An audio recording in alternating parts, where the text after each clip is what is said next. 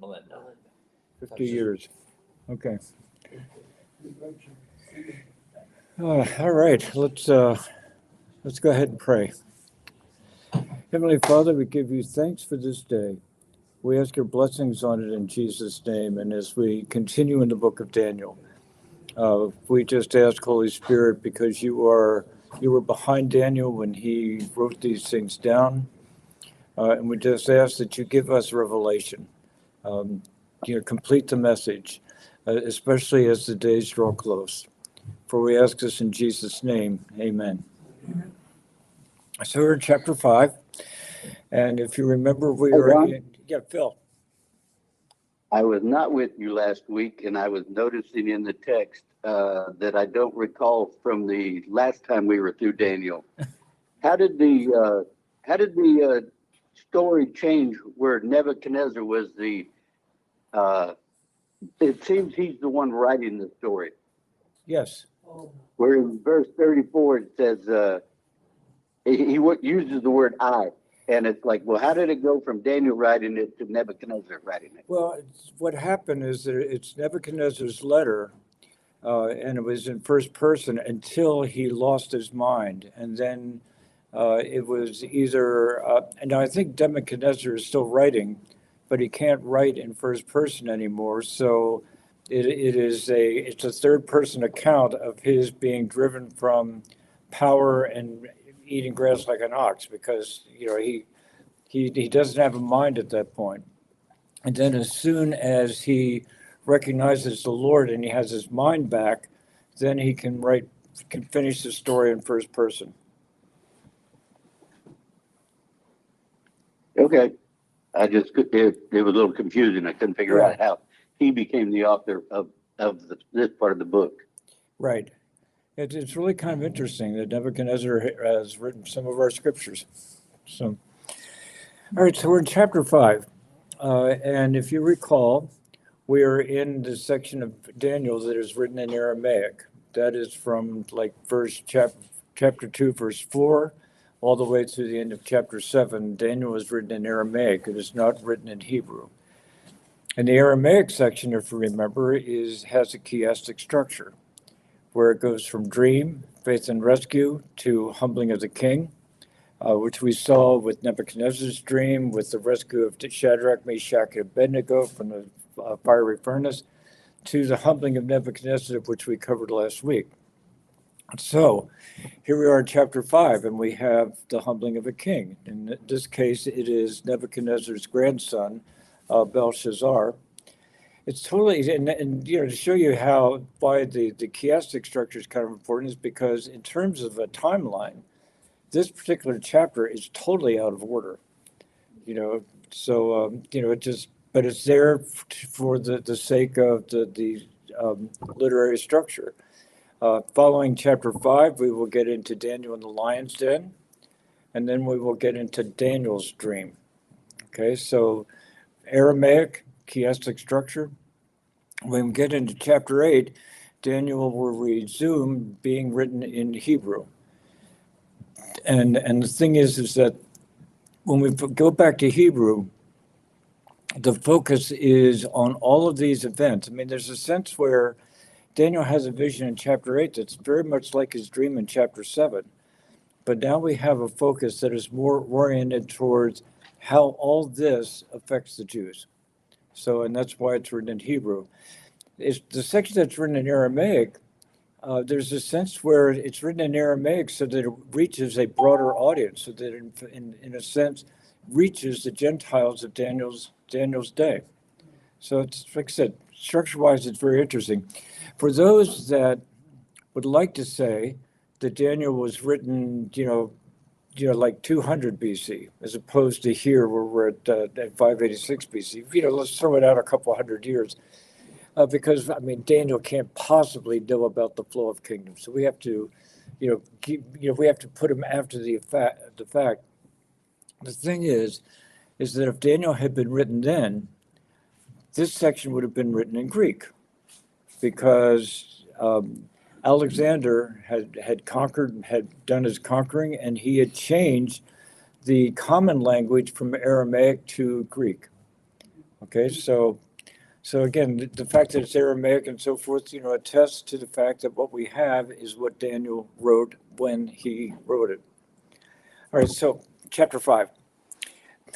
Belshazzar, the king, held a great feast for 1,000 of his nobles, and he was drinking wine in the presence of the 1,000.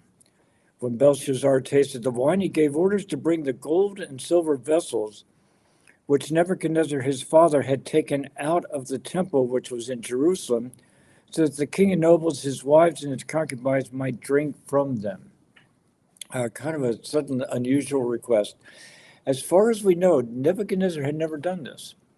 Now, we know from the very first chapter of Daniel that these specific things were taken. I mean, it's one of those things that Daniel records. Nebuchadnezzar took these things, but it's like he put them off in storage, or if in the past he was using them, after the events of chapter 4, where he was humbled, he kind of tucked them away in honor of the Lord.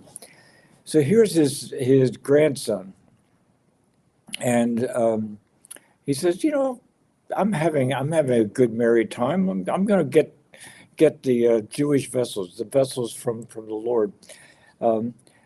So then they brought the gold vessels that had been taken out of the temple, the house of God, which was in Jerusalem, and the kings and then his nobles, his wives, and his concubines drink from them.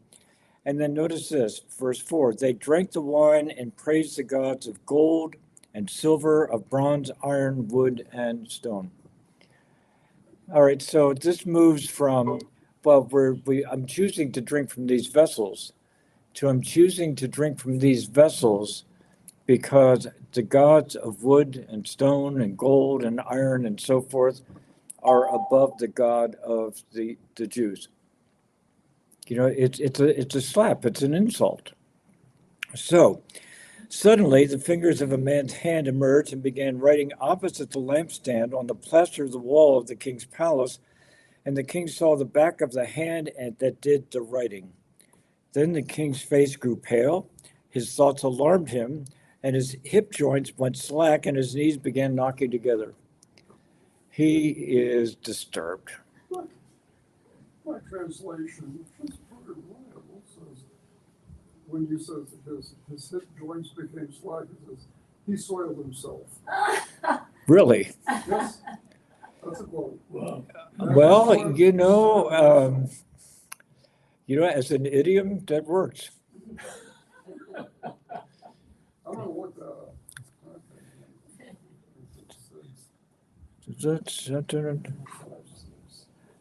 Well, anyway, hip joints went slack. And his knees began. Anyway, the king called aloud to bring in the conjurers, the Chaldeans, and the diviners. The king spoke and said to the wise men of Babylon, any man who can read this inscription and explain its interpretation to me shall be clothed with purple and have a necklace of gold around his neck and have authority as third ruler in the kingdom.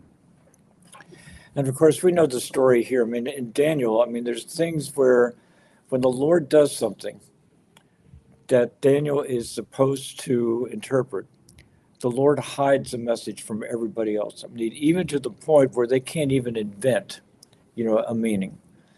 Now, I think part of what's going on here is that what's written on the wall is in Hebrew. It's not in Aramaic, which the Chaldeans speak. But also, it's kind of a strange thing, and we actually don't find out what was written on the wall until the end of the chapter, so we'll just defer it for now. But anyway, then all the king's men came in, but they could not read the inscription or make known its interpretation to the king. Then King Belshazzar was greatly alarmed. His face grew even paler, and his nobles were perplexed. The queen entered the banquet hall. Because of the words of the king and his nobles, the queen spoke and said, O king, live forever. Do not let your thoughts alarm you, or your face be pale. There is a man in your kingdom in whom is the spirit of the holy gods, and in the days of your father, illumination, insight, and wisdom, like the wisdom of the gods, were found in him. And King Nebuchadnezzar, your father the king, appointed him chief of the magicians, conjurers, Chaldeans, and diviners. So So, okay, hold on. So this was because of an extraordinary spirit, knowledge, insight, interpretation of dreams, explanation of enigmas, solving difficult problems were found in this Daniel, whom the king named Belteshazzar. Let Daniel now be summoned, and he will declare the interpretation. Now, like I said, have said, there's this interesting little back and forth on Daniel's name, right? Like Nebuchadnezzar would say, well, Daniel, who was also Belteshazzar and so forth. And what's remarkable here is, in the end, he was known as Daniel. Because here's the Hey, life. Don. Yeah, Phil. It's also interesting, Daniel is between 85 and 90 years old right now. Yes. Yeah, he's old, for sure. And that's why he's retired. I mean, he's in retirement, but nevertheless, the memory of him has gone on. But anyway, so let Daniel now be summoned, and he will declare the interpretation.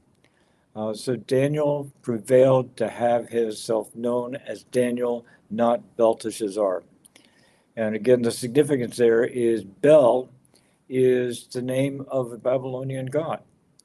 Daniel has the name of his god in his name. So he just absolutely refused to have the name of a foreign god associated with himself. And he succeeded.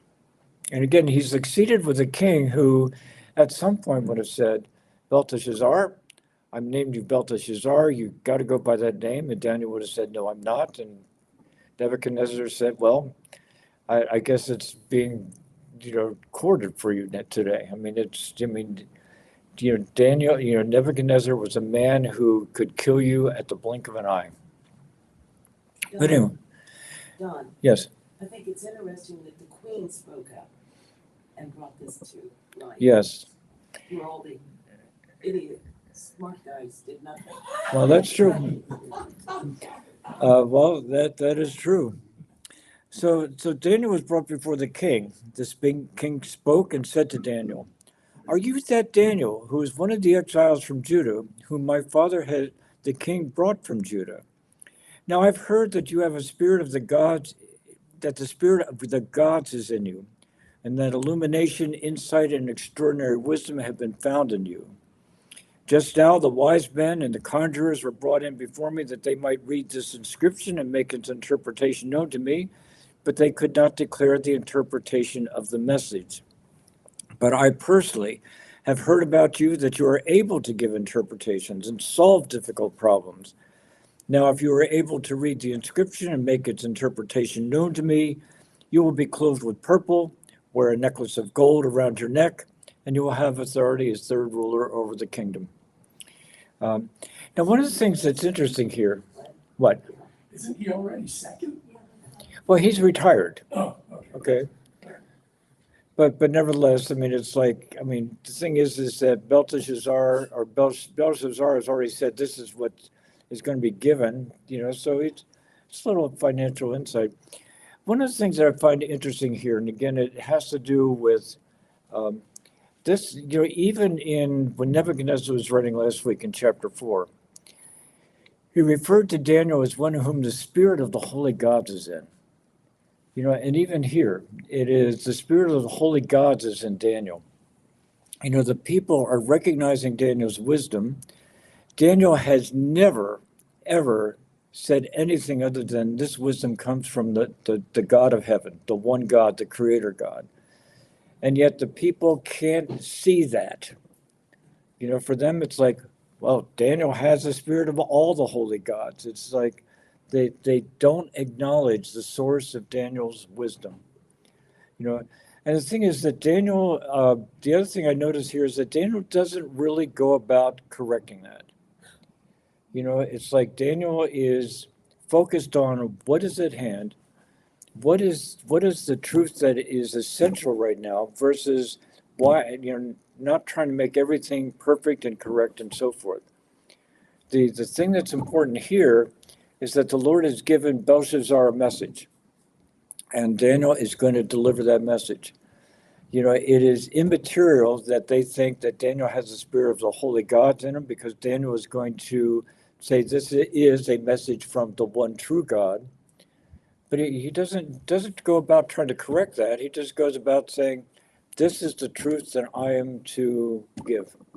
So, But after Nebuchadnezzar went through all he went through, didn't he publicly state that Daniel, your God is the one true God? So that message lost itself in the people pretty dang on quick. yeah, it does. It's and the thing is, this is the way of things. I mean, the truth is, you know, it's one of my reflections. I reflect on this all the time, and that is, the lie is so easily presented.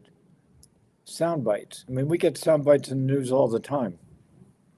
Just the other day, I wrote a Bible chat called Bible Bites. You know, where, you know, someone is just out there, they put together a couple little verses, you know, sew them up and say, man, here's the truth. And you're looking to say, you know, you're off somehow. You know, but the thing is okay, so they're out there, and you can imagine that there's a lot of people who are ignorant of this book that are swayed by that. You know, I mean, here's the logic. You know, I mean, it's clear, right? I mean, it's from the Bible. So that, you know, the lie can go out with just a few words, and it just lodges in the heart, it lodges in the mind. To go and say, well, I'm going to correct this. You have to lay a foundation. You know, you have to, in a sense, know this book well enough to be able to counter it right then and there. And it can be tough. It can be tough. But anyway, so back to this. So then Daniel answered, you know, and what Daniel does first is he goes back to Nebuchadnezzar. He is drawing a contrast between the humbling of Nebuchadnezzar in the previous chapter and the humbling of Belshazzar that is about to happen in this chapter. So then Daniel answered and said before the king, keep your gifts for yourself and give your rewards, or give your rewards to someone else. However, I will read the inscription to the king and make the interpretation known to him. O king, the Most High God. Okay, so here, this is Daniel, in a sense, correcting, you know, the theology here. I'm not one that has the spirit of the holy gods in me. I'm the one who has the spirit of the Most High God in me. So, O king, the Most High God granted sovereignty, grandeur, glory, and majesty to Nebuchadnezzar your father. Okay. Because of the grandeur which he bestowed on him, all the peoples, nations, and men of every language feared and trembled before him. And I like this. Whomever he wished, he killed. And whomever he wished, he spared alive. And whomever he wished, he elevated. And whomever he wished, he humbled. So this is your father. He killed people, he saved people. He raised people up, he lowered them down, and it was just at his word and his whim. But when his heart was lifted up, and his spirit became so proud that he behaved arrogantly, he was disposed from his royal throne, and his glory was taken from him. He was also driven away from mankind, and his heart was made like that of beasts, and his dwelling place was with the wild donkeys. He was given grass to eat like cattle, and his body was drenched with the dew of heaven, until he recognized that the Most High God is ruler over the realm of mankind, and he sets over it whomever he wishes. This, by the way, I think it's one of the core messages in the book of Daniel. It goes all the way back, if we go back to Daniel chapter 2, Daniel 2:21, where Daniel is speaking after the Lord had revealed the dream and the interpretation of Nebuchadnezzar's dream. He says, 2:21, it is he who changes the times and epochs. He removes kings and establishes kings. He gives wisdom to wise men and knowledge to men of understanding. But this notion of, you know, he's the one who creates rulers and brings them down. And it is a message that's very consistent in the scriptures. So, and anytime you don't like a particular president that we might have, or whether you like him and so forth, know that that president, be it Biden or Trump, is there by the Lord's doing to achieve his purposes. And it is certainly much better for the world when these rulers like Nebuchadnezzar suddenly acknowledge that I'm here because of the Most High God, and I will give honor and glory to Him.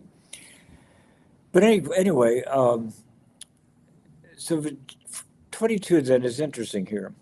Yet you, his son Belshazzar, have not humbled your heart, even though you knew all this.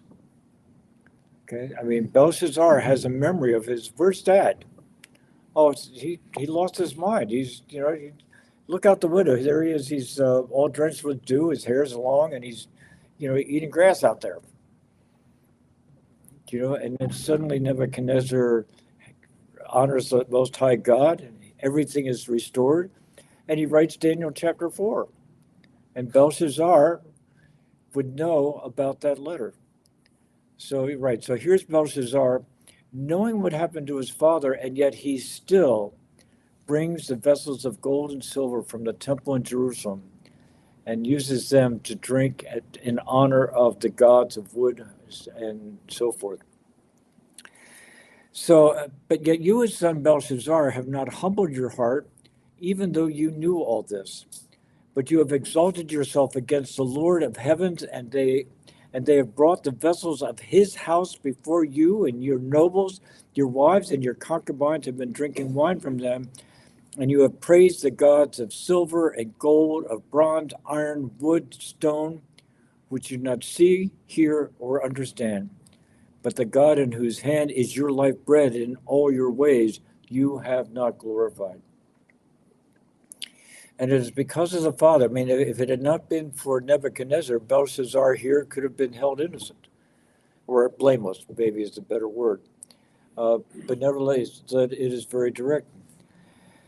So then the hand was sent from him, and this is the inscription that was written out. Now this is the inscription that was written out: Mene, Mene, Tekel, Upharsin. Okay, which the Mene actually is a mina. Okay, it's a coin. It's worth 50 shekels. So we have 50 shekels, and then Tekel is shekel. And then Upharsin, which is and division. So we have mina, shekel, and division. It's actually a play on word here. Pharsin, Perez, Persia. There's a play on words here. So Daniel says this is the interpretation of the meaning. Mina, God has numbered your kingdom, has put an end to it.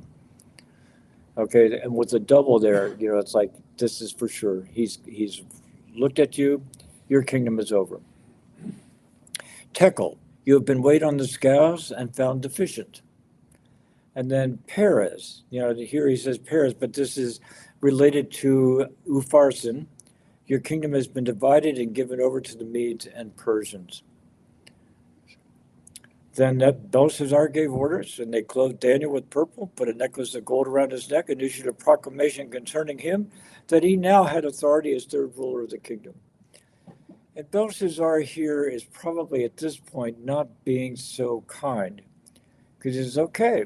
Well, you're third ruler of the kingdom, and the Persians are coming, and you're part of my staff. You're part of my kingdom. You're part of my, so you will be taken down along with me.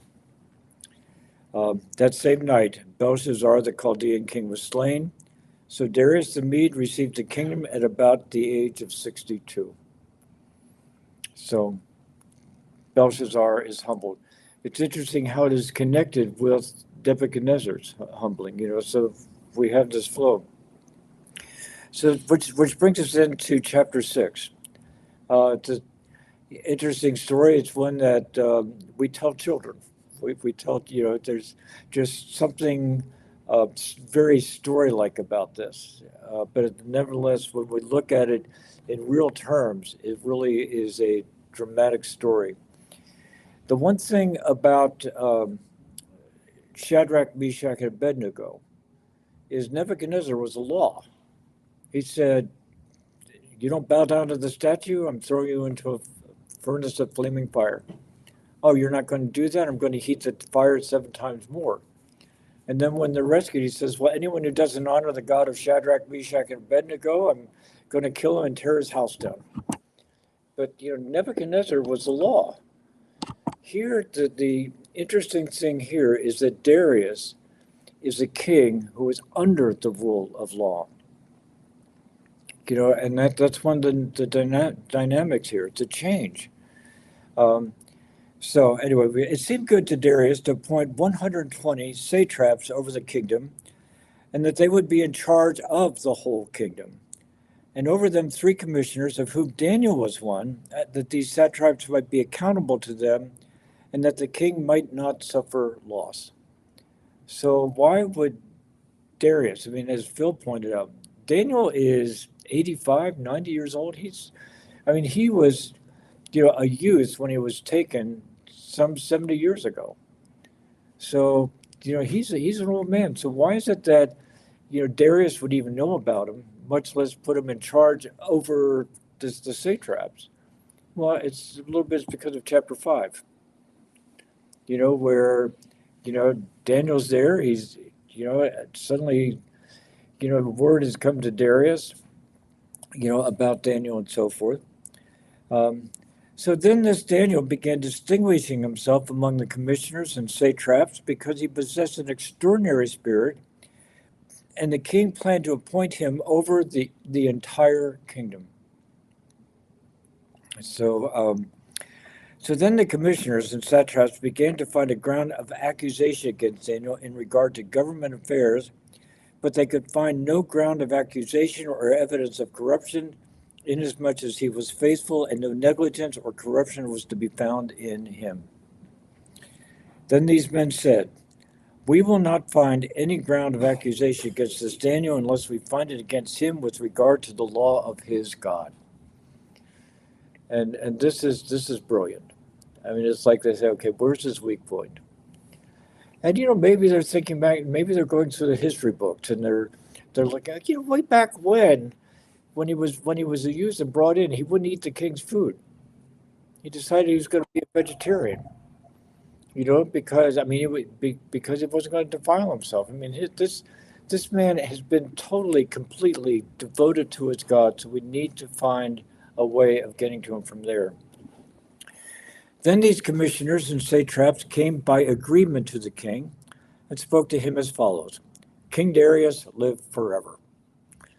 All the commissioners of the kingdom, the prefects, the satraps, the high officials, and the governors have consulted together that the king should establish a statute and enforce an injunction that anyone who makes a petition to any god or man besides you, O king, for 30 days shall be cast into the lion's den.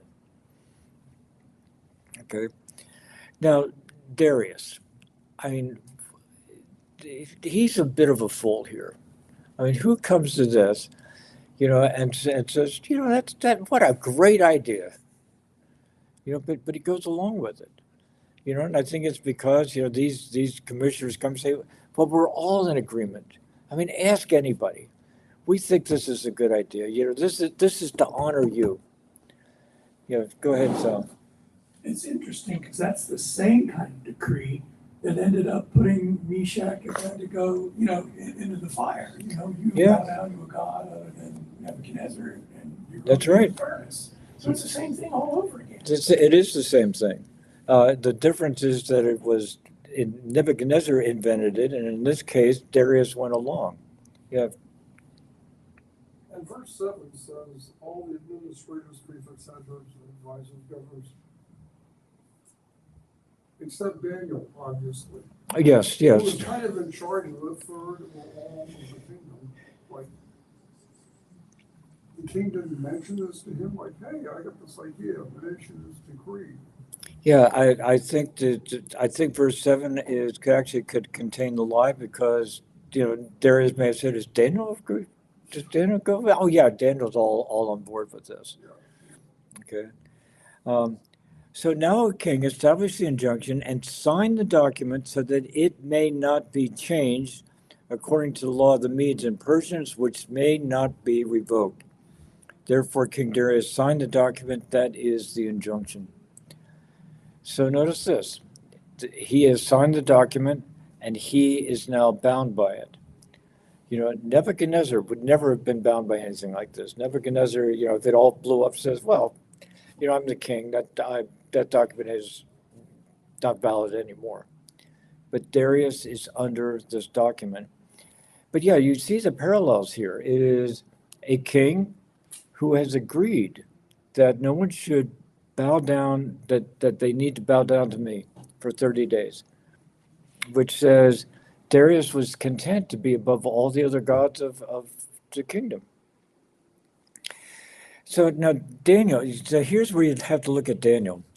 Now, when Daniel knew that the document was signed, he entered his house. Now, in his roof chamber, he had windows towards Jerusalem, and he continued kneeling on his knees 3 times a day, praying and giving thanks before his God, as he had been doing previously. Daniel could have said, okay, well, I'll do this privately.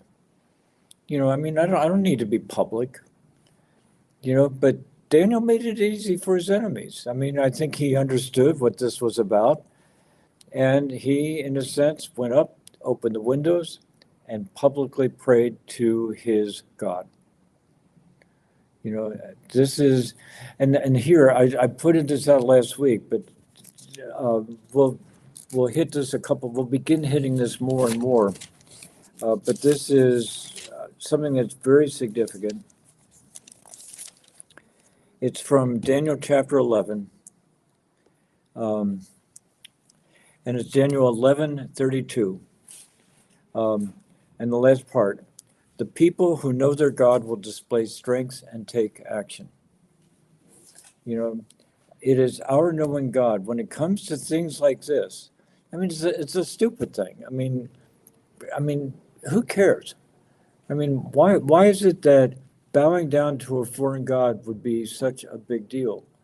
Well, the people who know their God know that it's a big deal. Because to go along with it is to, in a sense, allow the opposition to your God to become strong. But the people who know their God will display strength and take action. And here in Daniel, this is the kind of action that you take. You make a public display of your faith and accept the consequences. You know, and that is something that is done by believers throughout history. And it is one of the things that distinguishes us, you know, because we know God, and because of that, we'll make choices like this. The early Christians in the first century refused to go in and burn a pinch of incense and say Caesar is Lord. Same thing. You know, but they refused. And if you want to know why they were in the Colosseum, you know, being mauled by wild beasts, it's because they wouldn't do that. You know, simple thing, right? I mean, you could say, you know, this is no big deal. I mean, it's, you know, I'm doing this in action, but I'm not doing it in my heart.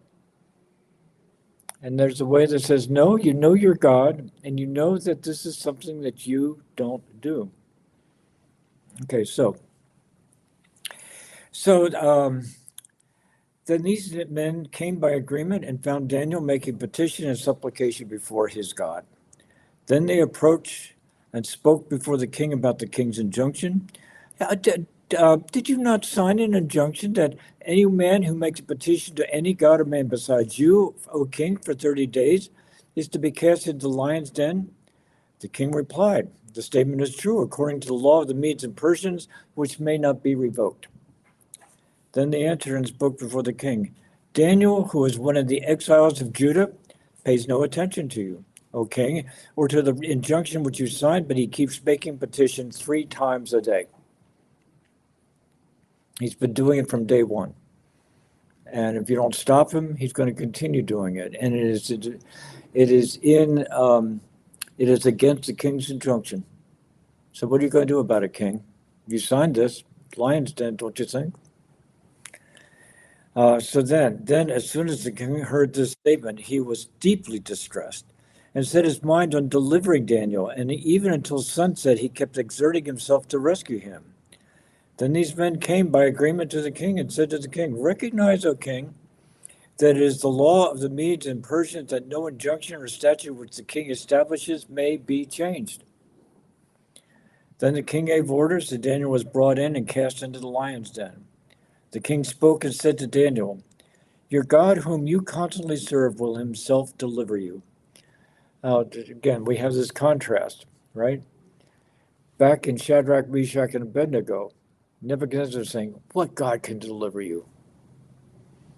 Here, Darius is saying, "Your God will deliver you." You know, there's a different tone here. So a stone was brought and laid on the mouth of the den, and the king sealed it with his own signet ring and with the signet ring of his nobles, so that nothing would be changed in regard to Daniel. Then the king went off to his palace and spent the night fasting, and no entertainment was brought before him, and his sleep fled from him. Who's he fasting to? Let me think about it. He's fasting to God. He may be very well fasting to the God of Daniel. You know, just, in a sense, there's a regret here, there's repentance here. There is, I was foolish. You know what I mean? He suddenly sees through the whole scam. But what can he do except to fast? But I doubt if he's fasting before any of the gods of the Medes. Then the king arose at dawn at the break of day and went in haste to the lion's den. When he come near to the den to Daniel, he cried out with a troubled voice. The king spoke and said to Daniel, "Daniel, servant of the living God, has your God, whom you constantly serve, been able to deliver you from the lions?" Then Daniel spoke to the king, "O king, live forever.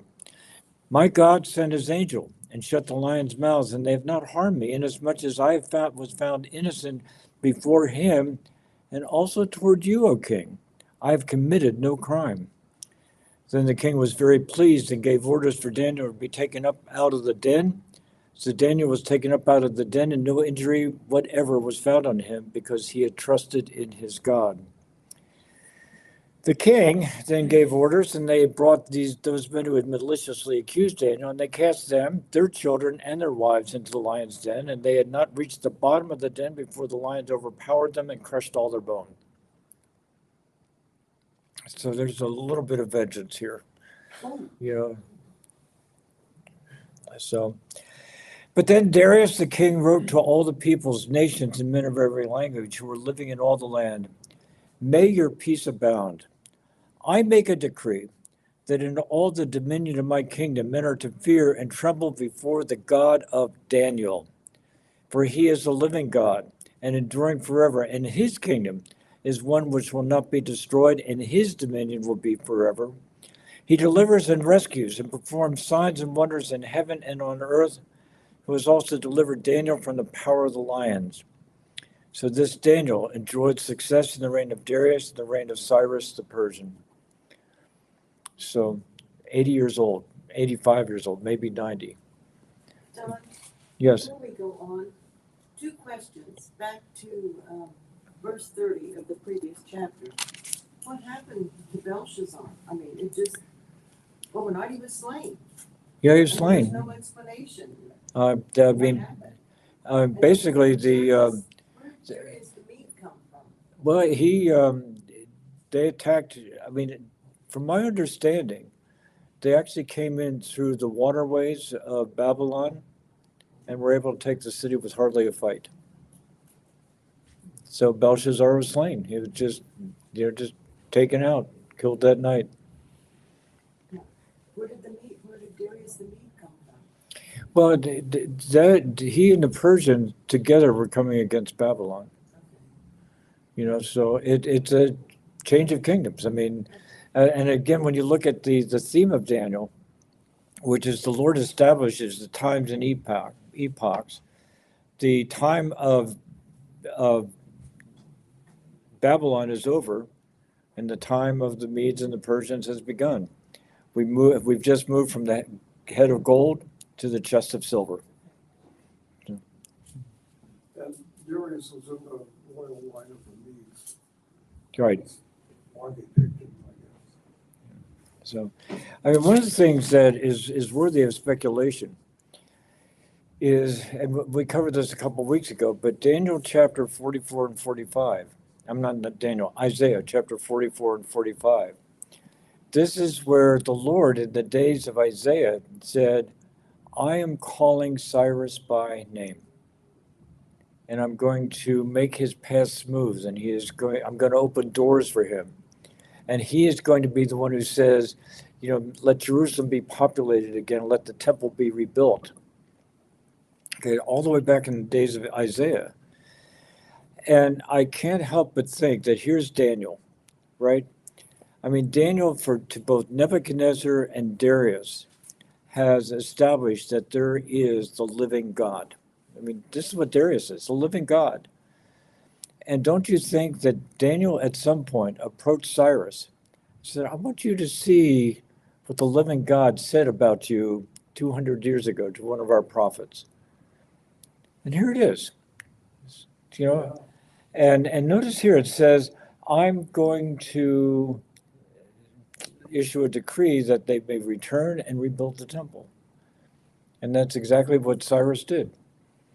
But it may have been that there's Daniel saying, it was said that you were going to do this. So, all right. We come to Daniel's dream. And the thing to notice here is that in Nebuchadnezzar's dream, we have a grand statue, precious metals, gold, silver, bronze, iron. And of course, everything decays as it gets from the top to the bottom. It gets of less and less value and less structural integrity.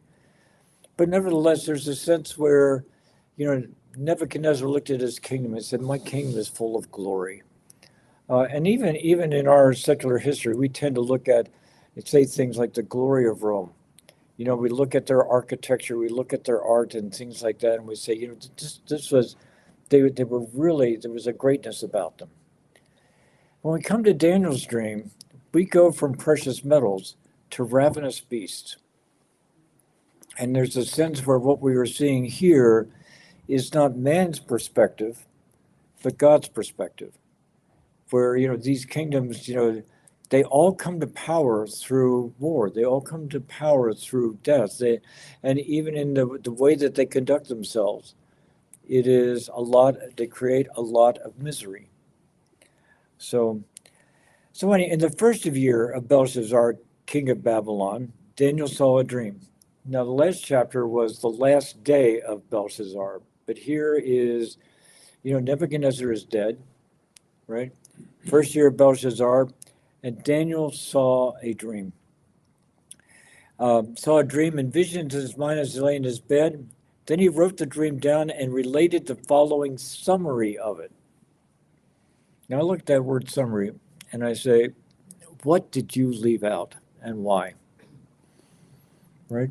There's going to be another thing at the very end of Daniel that says, where Daniel sees something and he's told, oh, don't write that down. Well, why bother telling us if he didn't write it down? Right?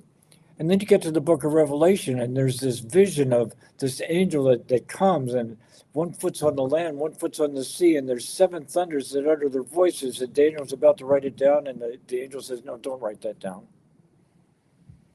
Okay? And here's my takeaway from this, because we're getting into we're about to get to Daniel chapter 9, the 7 week, the 77s and so forth. And, I think we need to understand that there's aspects of prophecy that we're seeing that we are not informed about. And they may be the very things that make sense of the whole thing. It is my belief that at the right time, and don't ask me how, but at the right time, someone's going to come along and convincingly say, this is the rest of Daniel's dream.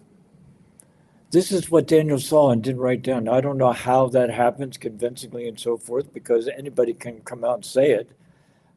But there's going to be something about the way it is done that will have the smack of truth about it.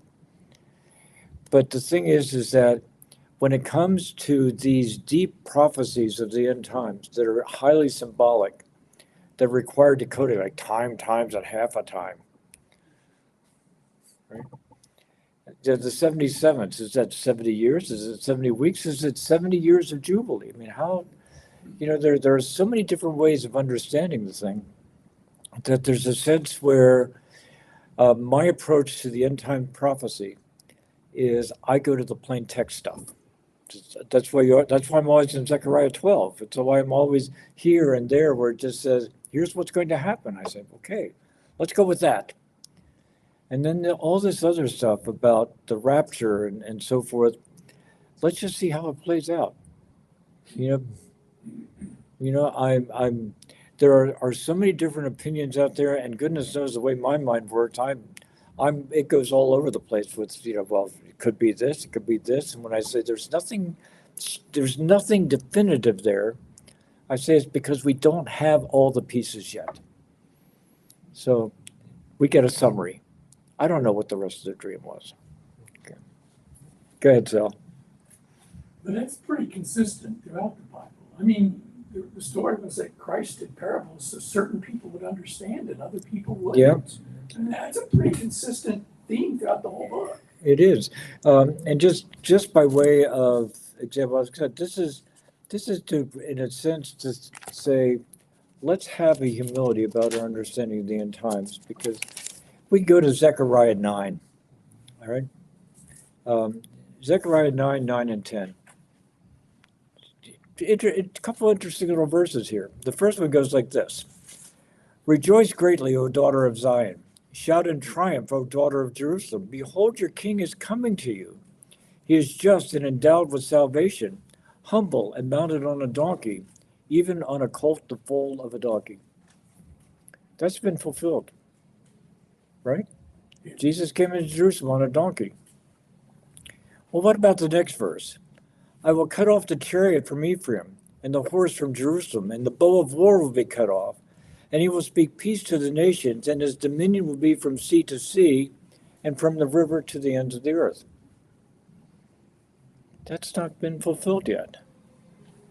I mean, now the whole thing flows is at verse 9, verse 10. Well, verse 9, check.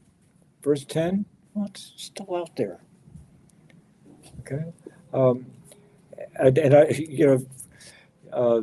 You have to read this one phrase, from the river to the ends of the earth, and think about the latest phrase, from the river to the sea, Palestine will be free.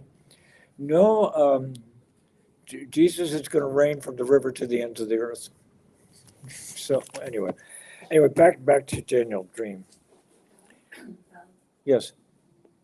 I think that's one of the reasons, this is one of the reasons that I think one of Jesus's main messages in the Gospels is, and then Paul's also is, are you ready? Are you ready? To be ready at any point so that how it all plays out. Yes. That our focus should be, okay, if it's today, am I ready? Right, because it could be at any time, and he has parables on that. Yes, I mean, just waiting and being ready. And even a parable that cautions about, well, it's a long time coming. Maybe I'll slack off. No, we don't slack off. But so anyway, here's the summary of Daniel's vision. Daniel said, I was looking at my vision by night, and behold, the four winds of heaven were stirring up the great sea. Now, this would be like the Mediterranean Sea, but also there's a sense here where the sea represents humanity. It represents the ebb and flow, the fact that people are just blown by the wind here and there. And four great beasts were coming up from the sea, different from one another. The first was like a lion and had the wings of an eagle. And I kept looking until its wings were plucked, and it was lifted up from the ground and made to stand on 2 feet like a man. A human mind was given to it. This is Nebuchadnezzar. And just the fact that, it was a beast that came up, but its wings were plucked, set on 2 feet, and a human mind was given to it. And you go back to chapter 4, and you see where Nebuchadnezzar, in a sense, came up out of the sea as a beast, but became human. So there's a remarkable thing there. And behold, another beast, the second one, resembling a bear. And it was raised up on one side, and 3 ribs were in its mouth between its teeth. And thus they said to it, Arise, devour much meat.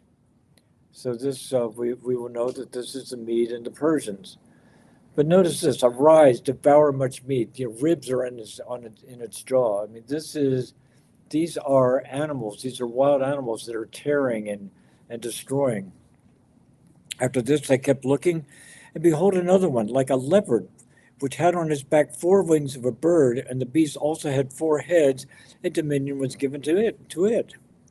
After this, I kept looking in the night visions, and behold, a 4th beast, dreadful and terrifying and extremely strong, and it had large iron teeth. It devoured and crushed and trampled down the remainder with its feet, and it was different from all the beasts that were before it, and it had 10 horns. While I was contemplating the horns, behold, another horn, a little one, came up from among them, and 3 of the first horns were pulled out by the roots before it.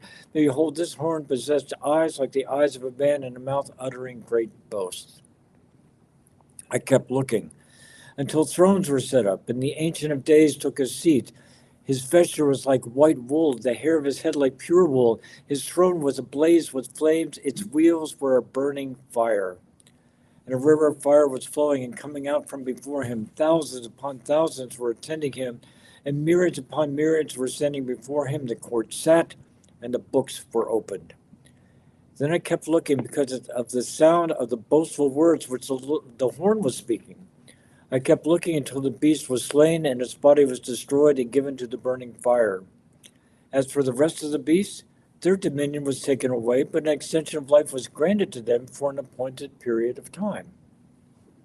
I kept looking in the night visions, and behold, with the clouds of heaven, one like a son of man was coming, and he came up to the Ancient Days and was presented before him. And to him was given dominion, glory, and a kingdom, that all the peoples, nations, and men of every language might serve him. His dominion is an everlasting dominion which will not pass away, and his kingdom is one which will not be destroyed. Now, every once in a while, someone comes along and says, why did Jesus refer to himself as the Son of Man? And this is why. Verse 13, one like a son of man was coming. It is code for this particular verse in Daniel. One of the things back in Jesus' trial, the thing that finally got him condemned is when the high priest came to him and says, are you the Son, are you the Christ, are you the Messiah, the Son of the living God? And Jesus responded, that's what you say, and you will see the Son of Man coming on the clouds of heaven. It goes back to this verse. And right then and there, he is declaring himself to be this person who's to receive the everlasting kingdom. But this is not the first time we've seen that phrase, Son of Man. We saw it in Ezekiel, right? But this is a special title here, right? I mean, the Lord went to Ezekiel and says, well, Son of Man, he'd like to call him Son of Man.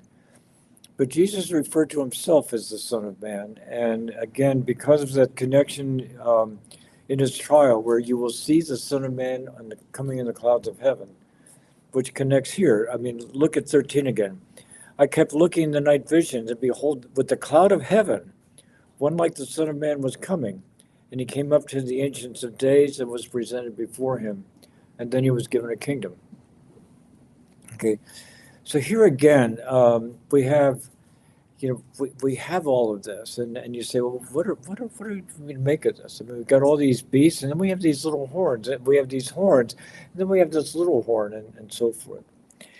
Now, before we continue on here, I do want to go to the book of Revelation, because the thing about Daniel here is we don't get a description of this beast, right? We have a beast that's like a lion.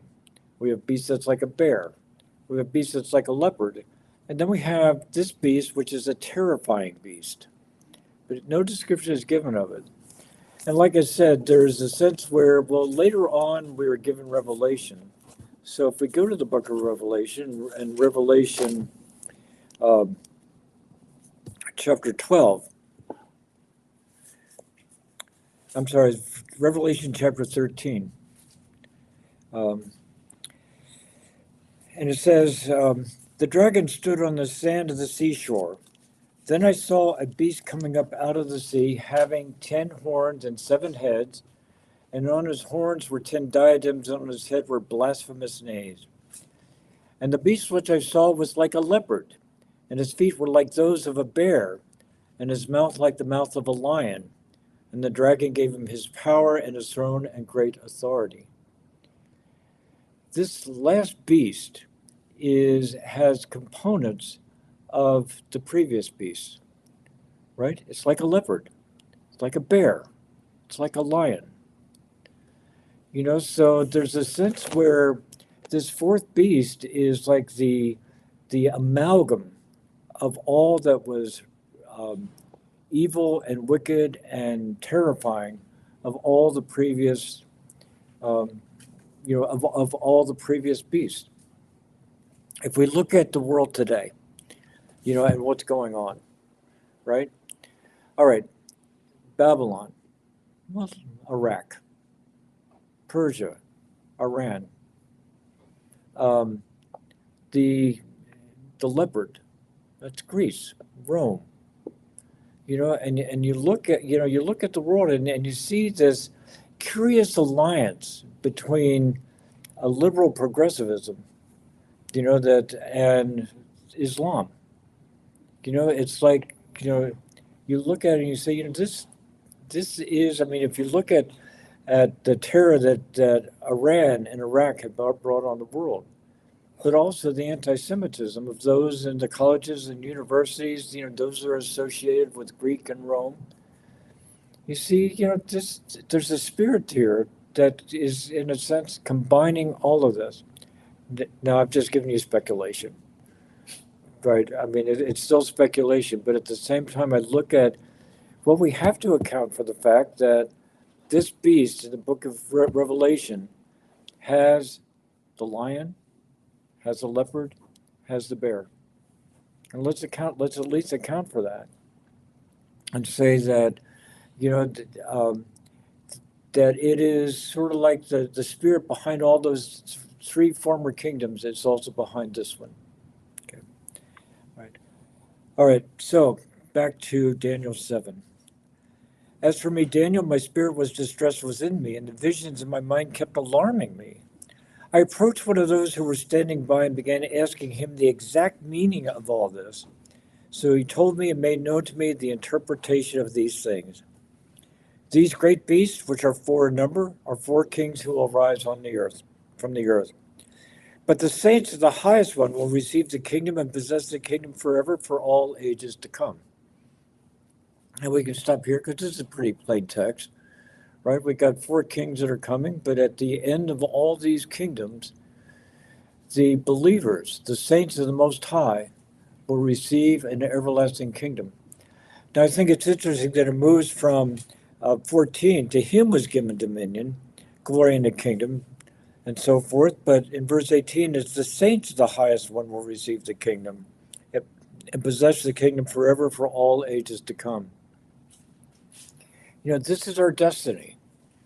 And this is what we need to understand as we see the ebb and flow of kingdoms on the earth and all the stress and turmoil of all the battles and this, that, and the other, that the Lord is completely and totally behind it all to this end, because this is the end of the matter.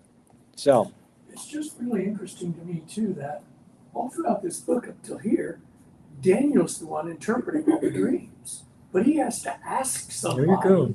What's the interpretation of my dream? Well, good point.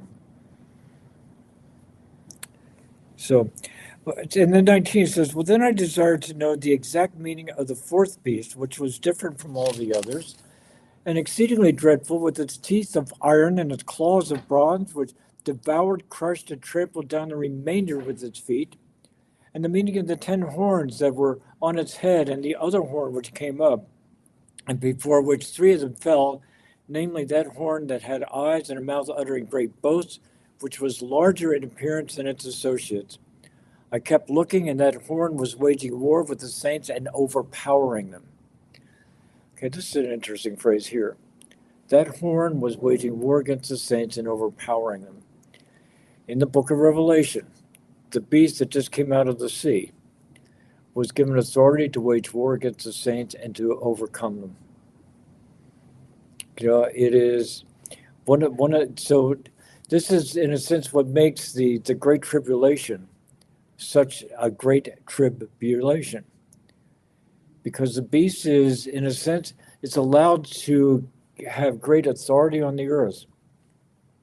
And the saints of God in the physical will have very little power over him. And this, by the way, is the context where, well, they do overcome. They overcome by the blood of the Lamb, the word of their testimony, and they did not love their lives even unto death. So let's look at Shadrach, Meshach, and Abednego. Let's look at Daniel. Let's look at the small thing over which they said, we'll go to our death. The people who know their God will display strength and take action. You know, this is a part and parcel of all of that. So we'll have to defer to more about the fourth beast until next week at 10 o'clock. So we will have to wait.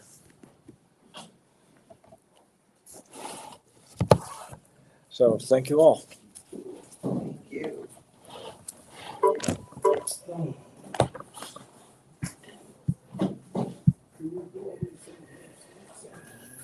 Thank you, Don. Thank you, John. This is John Brown. I called on a different line. All right. Take care. Thanks for calling in. Okay, bye. Yep. You brought cookies? Goodbye. Oh.